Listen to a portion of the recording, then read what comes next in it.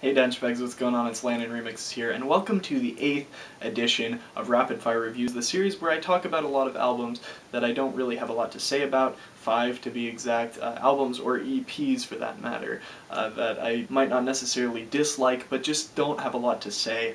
Typically this involves a lot of rap albums because people don't like what I have to say about rap albums, so I listen to it, kind of just say what I think about it and give it a rating, and then get that out of the way so that I can get more ratings and more total reviews on my channel. This week, however, we're kind of going to avoid that as we delve into mainly just things that I haven't gotten time to do or don't really have enough to say to provide a full review for. I'm going to kick off this week with an artist I discovered last year at FEQ in Quebec. Robert DeLong's in the cards, and I think I saw him following his first album, Just Movement, which featured Global Concepts, which was actually a pretty big hit, but nothing compared to the amount of mainstream recognition he's got recently for songs like Long Way Down and Don't Wait Up. And I think his last EP that he released before this album, also called Long Way Down, got a pretty good amount of recognition and people have really built up, and I think he definitely killed it with this album. Like he probably couldn't have done better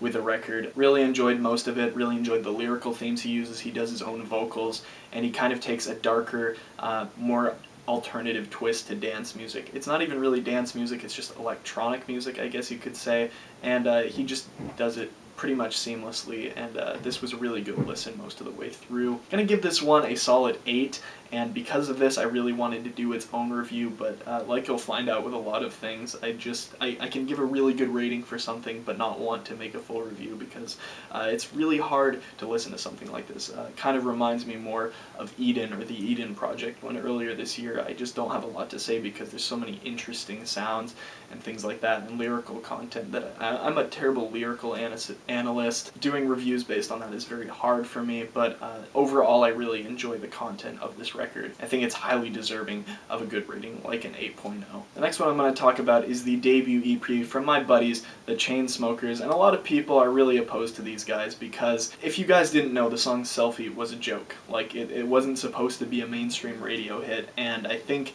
with this EP they're taking more of a sound like, oh, this is what we're supposed to sound like, and that was just kind of a joke. And I think they pull it off pretty well with this debut EP, which kicks off with their song Roses, which is getting a lot of mainstream recognition and radio play, charting pretty high on the dance charts right now. It was #1 at some point. And with tracks like New York City, I feel like they pull it a lot closer to home, use this kind of house sound that I think really describes what they were trying to get with tracks like Let You Go. Speaking of that, I don't know why it wasn't on this EP. That track was pretty friggin' solid, so it would have been nice to hear this, or at least pull it on a debut album. I think they could have added Kanye and Let You Go, and maybe worked on a few other tracks and then pulled this into a debut album, and it would have been pretty solid, but I think it works as an EP as well. Until You Were Gone definitely pulls off a bit too much of tritonal sound, but regardless, I really love this one. Waterbed was honestly not my favorite. I think with the first drop, it's a little kind of annoying.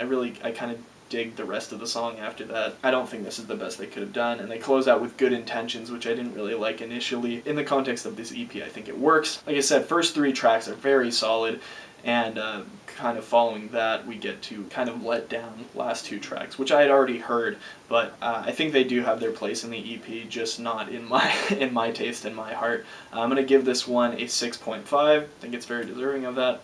Let's move on to the next one, which is Sugar by Schulz, which I think this one didn't have as much appeal to fans as his first record, Prayer. And even though Prayer wasn't entirely his music, it was still really enjoyable. I really loved that album, and super catchy all the way through.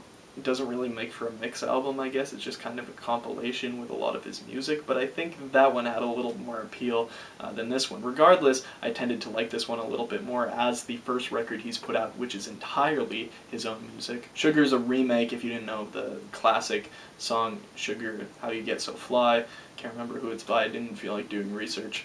I probably should if I'm going to review things, but I'm lazy, as you all might know. He pulls on artists like Akon on this, which I actually kind of enjoyed. Other producers like Mogai and Disciples, and I think that was a really cool choice by him. The only songs really getting any attention are Headlights and Sugar right now. Also didn't really feel like the artwork really matched the theme of the album. like the original artwork for the Sugar single did. There's a remake of Show Me Love on here, which was kind of interesting to hear as well, but I don't think he pulled it off as well as EDX or Sam Felt did earlier this year, and I think it's been remade far too many times to really enjoy at this point, to hear more versions of the freaking like 15-year-old song or whatever it is that was originally done and remade by Steve Angelo and Laidback Luke. That was probably the most classic version, at least in the EDM scene, you could hear. Overall, I think this is a pretty solid record. Probably more of a debut than Prayer was, although I did like that one a little bit more. Probably would have given it maybe a solid 8. But this one's a 7.5 for me. Mount Dream's debut album. Was actually pretty excited to hear this one and put it on my list as soon as I found out Spinnin' Records was actually putting out a record. And although this is from Source, which is a sub-label of Spinnin', I definitely wanted to hear this because at least I think since I've been following Spinnin' Records since 2012 or 2013 in that area, they actually don't really often put out EPs or full albums, at least for artists, and that's why I thought it would be really awesome to review something that they actually put out, and it ends up being pretty friggin' solid. I really think there are a lot of taiko type sounds on this album, and overall it just makes a really awesome chill sound. Although the album's only about 30 minutes long, which is pretty freaking short for a full length, I still really enjoyed it. Just kind of kicking back and listening to this is a really nice listen. Kind of the same feel that Jamie XX's debut album gave me. And overall, just a really enjoyable listen, and I think this one deserves a 7.5 as well. Make sure to go check this out, listen to it, although it doesn't have the flow necessarily that a lot of albums this year have. I think it makes for a really solid listen, and you guys should definitely check it out. Now the last one's a bit weird for me because I'm a big Sam Smith fan, but I never really like his albums. He's got a fantastic voice, and I mean, In the Lonely Hour was a fairly solid album, although it wasn't necessarily one of my favorites of last year. I enjoyed it, and I think he makes a lot of solid attempts. But with this one, he's bringing absolutely nothing new to the table, just being your standard pop vocalist with piano. I don't think Drowning Shadows, Love is a Losing Game, or Nirvana bring anything new. I think Nirvana was previously released. I think with this deluxe version of In the Lonely Hour, the only thing I'm really finding interesting in it is the remakes of the tracks that I liked on the record, whereas you hear Latch, the first being kind of an acoustic version, then actually featuring a Disclosure segment, which was really cool to hear and definitely made for one of my favorites on this version. How Will I Know was pretty cool too. Kind of reminds me of that southern gospel sound, which was interesting. The acoustic version of Omen, which was one of my favorite tracks on the Disclosure record, doesn't really pull off the same feel. Although I love the lyricism and the vocals on this one, I don't think it gave the same kind of feel that the original was supposed to, and didn't really pull it off. Stay With Me featuring Mary J. Blige brings absolutely nothing new to the table. Basically just putting her in as an alternative to Sam Smith. I was complaining about this version of the song while I was listening through this record, because literally she does the same exact lyrics that Sam Smith originally had put into the song and written, and in some cases she doesn't even hit the same notes that Sam hit, which was like, okay, why are you here? I really liked her version on the last Disclosure album, or their first one for that matter, Settle, when she featured on F for You. I think that was definitely a good addition on this stance. No, it's not. I'm not the only one. A$AP Rocky was definitely a good addition to the song. I think with its kind of hip-hoppy style and with the percussion used, I think it was definitely a good addition to add A$AP Rocky, for that matter, to this track. Lay Me Down features John Legend on this version.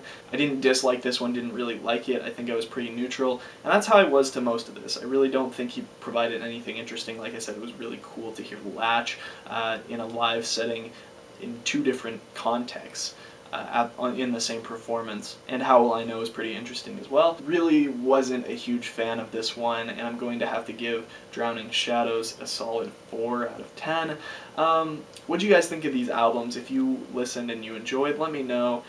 Don't troll, don't leave your hate comments, but just let me know what you thought about them, whether you agree or not.